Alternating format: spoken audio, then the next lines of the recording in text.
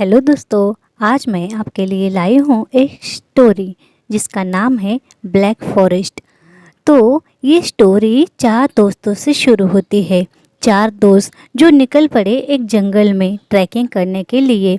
ये ऐसी जगह है जहाँ दूर दूर तक कोई सिग्नल नहीं था और बस पहाड़ ही पहाड़ थे। ये चारों दरअसल उनके दोस्त की विश पूरी करने यहाँ आए थे, जो अब इस दुनिया में नहीं था।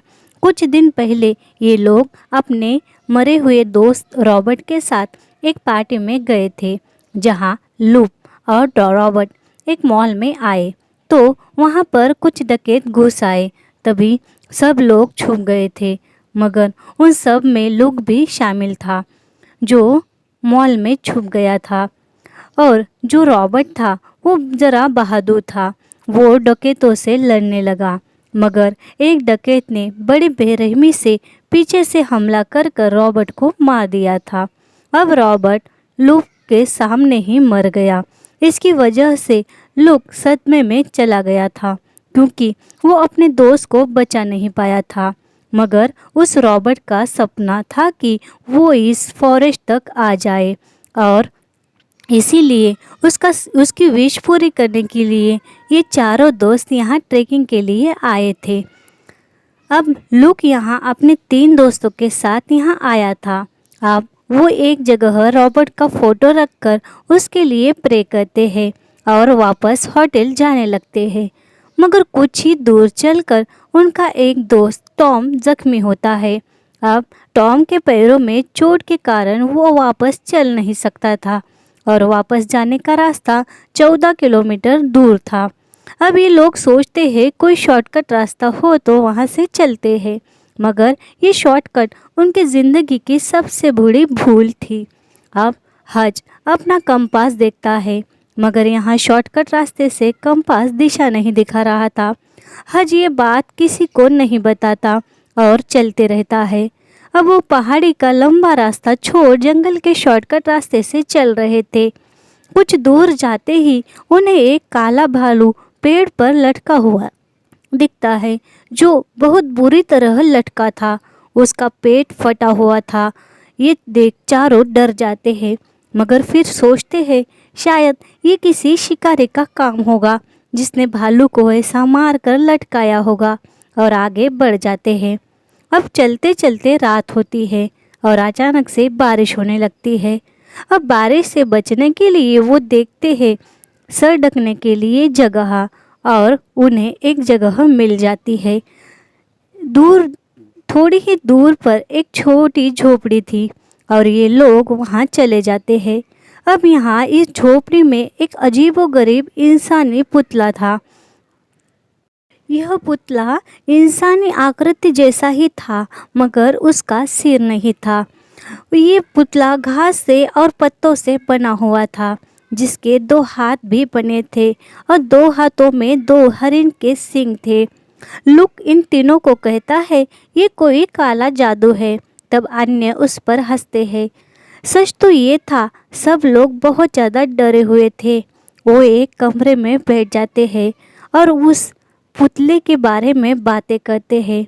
जॉम कहता है ये शायद जंगली लोगों का कोई रीति रिवाज होगा।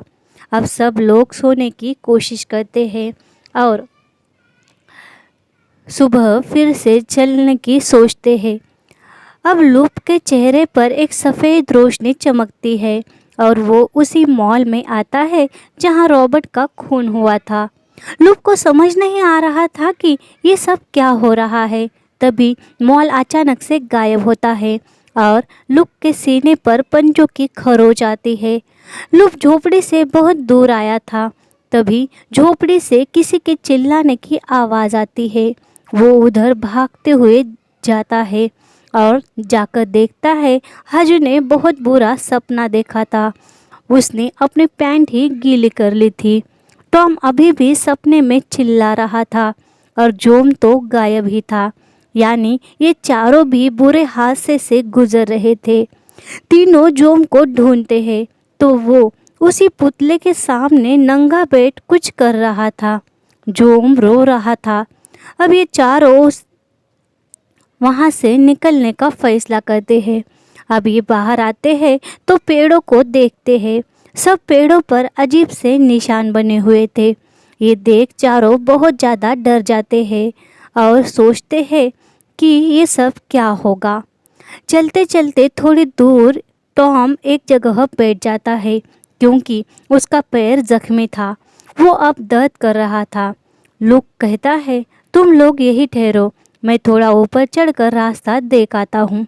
वो रास्ता देखने जाता है मगर वहाँ ऊपर उसे एक अजीबोगरीब आकृति दिखती है जिसे देख वो बहुत ज़्यादा डर जाता है। वो अपने दोस्तों से आकर सब बात बताता है तो वो उस पर ही हंसने लगते हैं और चिल्लाते हैं कि तुम हमें डरा रहे हो। मगर लुक अपने सीने पर लगे पंजे के निशान सबको दिखाता है। कहता है, यहाँ हमारे सिवा कोई और है जो बहुत ज़्यादा भयानक है। मैंने उसे अभी ऊपर देखा है। अब हमें यहाँ से निकलना होगा, यहाँ खतरा है। ये चारों जल्द से जल्द जंगल पार करने का सोचते हैं। अब वे एक जगह अपना टेंट लगाते हैं। रात हो गई थी।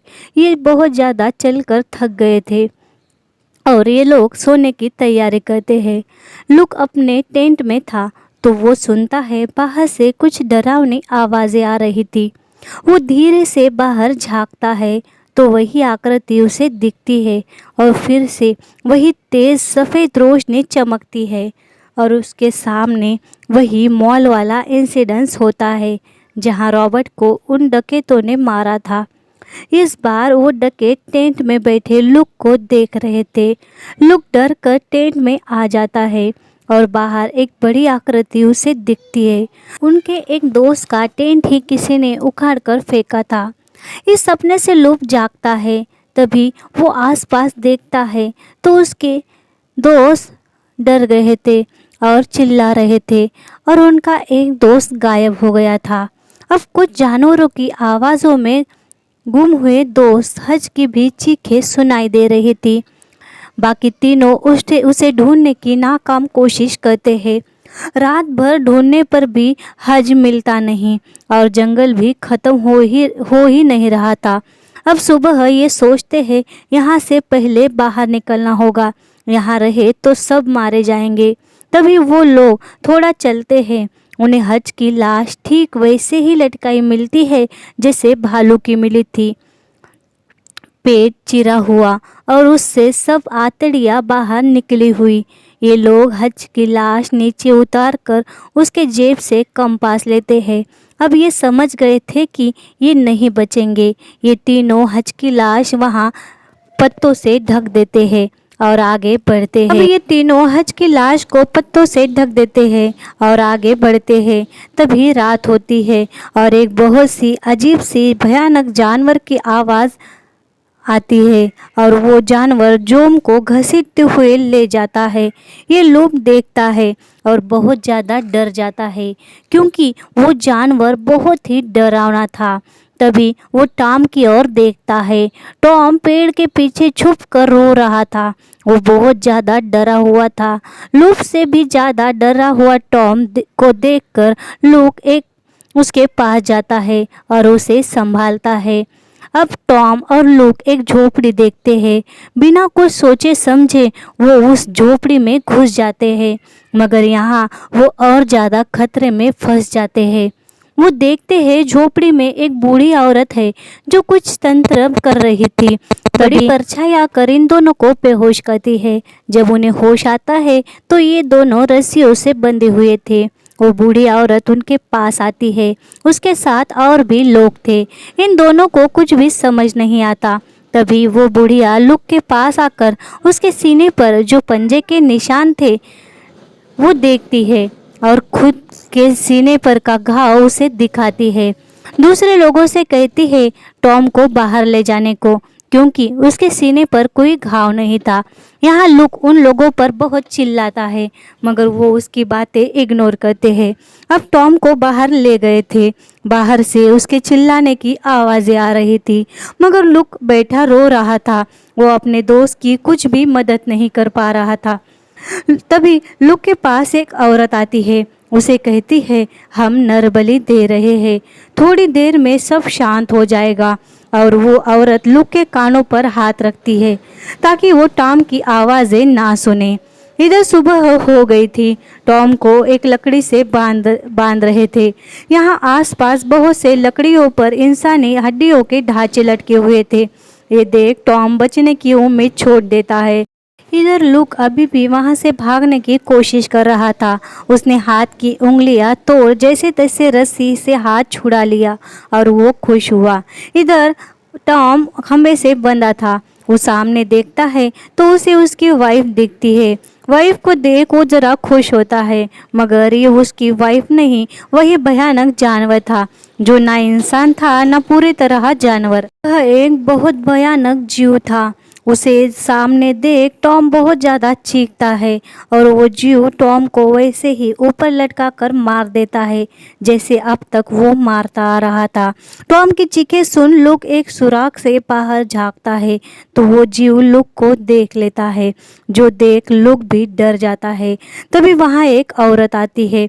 उसे देख लुक अपने हाथ बंधे होने का नाटक करता है और उस औरत से कहता है वो बाहर का जीव आखिर है क्या। वो कहती है वो तुम्हारा डर खत्म करना चाहता है, वो परमात्मा है।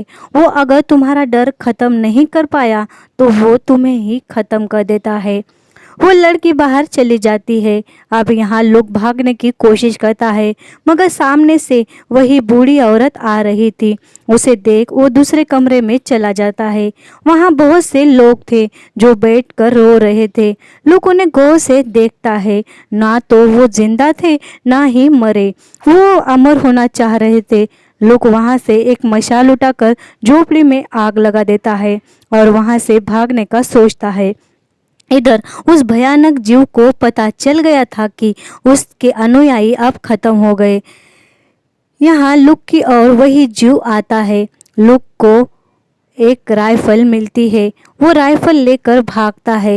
लुक देखता है झोपड़ी जल गई थी, मगर जीव एक औरत को उठाकर खा रहा था और बड़ी बुरी तरह से चीख रहा था। तभी लुक उस जीव पर गोली चलाता है और जीव उसकी ओर बढ़ता है। लुक वहाँ से भागता है। यहाँ लुक ज़्यादा दूर तक नहीं भाग पाता। यहाँ फिर से वो रोशनी और वो मॉल वाला इंसिडेंस आता है लुक के सामने, मगर यहाँ रोशनी में वो जीव उसके पास आ रहा था। वो रोशनी वाला इंसिडेंस, वो मॉल वाला इंसिडेंस, वो जीव उसे दिखा रहा था और भ्रम पैदा कर रहा था। लुक ज़्यादा ना सोच कर वहाँ से भागता है। वो जीव लुक को मार कर उसे घुटनों के बल ला रहा था, मानो वो कह रहा था कि मेरी गुलामी स्वीकार कर, मेरा अनुयायी बन। मगर यहाँ लुक बहुत ज़्यादा जख्मी था, हारा नहीं था। जख्मी होने के बावजूद वो हार नहीं मान रहा था। वो पास में पड़ी कुल्हाड़ी लेकर उस जीव पर हमला कर देता है और वहाँ से भाग निकल जाता है। वो जीव दर्द से कर रहा है, मगर लुक इधर भागता हुआ उस जंगल से बाहर आता है। वो जीव जंगल से बाहर नहीं आ सकता था। सुबह हो जाती है और लुक अकेला अपनी हिम्मत से जिंदा वापस लौट सकता। उस जीव ने सबके सपने और उनकी कमजोरी देखी थी, मगर लुक ने अपने डर पर जीत हासिल कर ली थी। लुक अकेला था जिसने अंत तक हार नहीं मानी। शायद इसीलिए वो बच गया, मगर उसके बेचारे 3 दोस्त ऐसा नहीं कर पाए और उस जीव का शिकार हो गए।